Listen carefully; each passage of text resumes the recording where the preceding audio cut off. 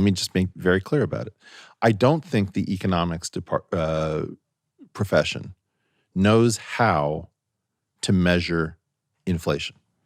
Oh, I think they know. I just don't think they want to. Oh, no, I don't think they know. Well, the economics, department of the government? No. The Bureau of Labor Statistics is the ones who are tasked in the United States with publishing the CPI and the variance of CPI. They are trained inside of the university system. I don't think academic economists know how to measure inflation, even theoretically. Right? The two ways in which they would like this number to go down, you see, because when the inflation estimate goes down, that means that tax brackets don't get indexed up. So they get to tax us more and they get to give us less in terms of entitlements that are cost of living adjusted.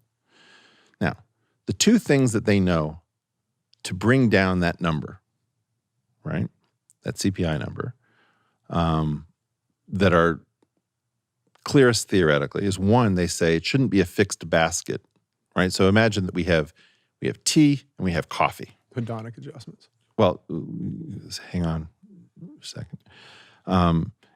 If the cost of coffee goes way up because there's a frost, let's say, unseasonably cold temperatures in the coffee growing regions, if I'm indifferent between the two, I just switch to tea. And if you give me the money needed to buy back even amounts of coffee and even amounts of tea, I'm going to use almost all of that money not to purchase coffee, which is very expensive. I'm just going to buy tea because I'm equally as happy and spend the rest on cocaine, let's say, something.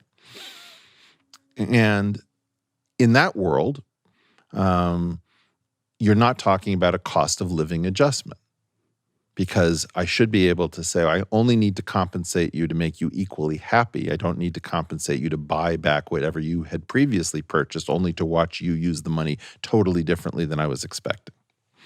The other thing they know how to do is something called chaining. Now, chaining really just means going towards the continuum limit. Instead of checking every year, I'm going to check every quarter. Maybe I'm going to check every month or every day or every hour or every minute, and I'm going to compare the prices and quantities. And so as you go towards that continuum limit, you get a different decrease usually in the rate of inflation.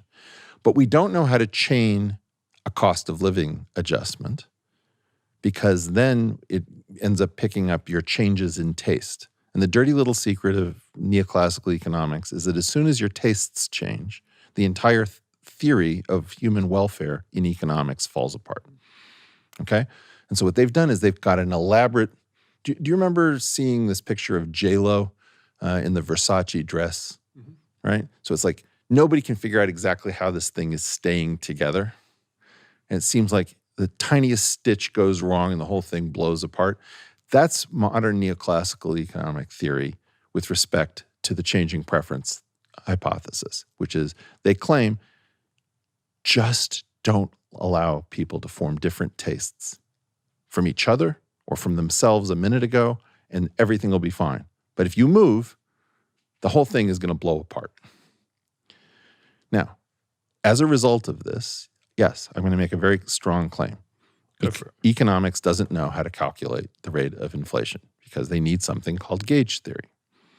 And because they don't know gauge theory, and because they don't understand inflation, and because they want to preserve the freedom of the Bureau of Labor Statistics or of the Fed, or whoever puts together GDP and productivity gauges. They want the freedom to make things up as they go along. And I've been like, I want to take that freedom away. You say, trust, we don't trust, we verify, right? Mm-hmm. I want to disintermediate economists. You're angry at all central bankers. I'm going to one-up you. I'm angry at neoclassical economists who pretend that they know what's going on, and they don't know what's going on. Here's a problem that I have. I want to drive home to the economics profession that they not only don't know how to calculate inflation, but if anybody shows up who does understand gauge theory, who does understand how to calculate inflation, they will destroy that person's career so that they can continue to do what they do.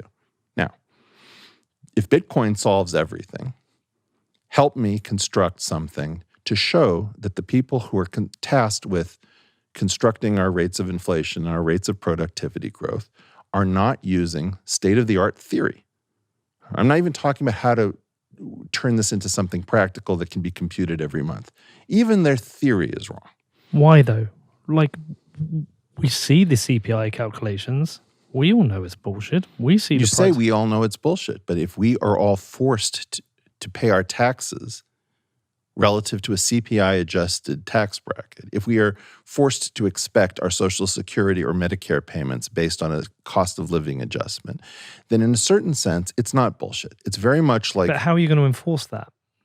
How are you going to have the policy changed so you do? I'm trying to get into a fight with the economics profession because I know things that they don't know how to do. And they want to say that they are in a position to peer review me. I'm saying, okay, great, let's do it out in the open. Send me your smartest economist, whoever she or he may be. Is it Janet Yellen? Is it Paul Krugman? Send me whoever the smartest economist. Definitely not Janet Yellen. Maybe it's Janet Yellen. Who knows? Okay. Krugman hates Bitcoin.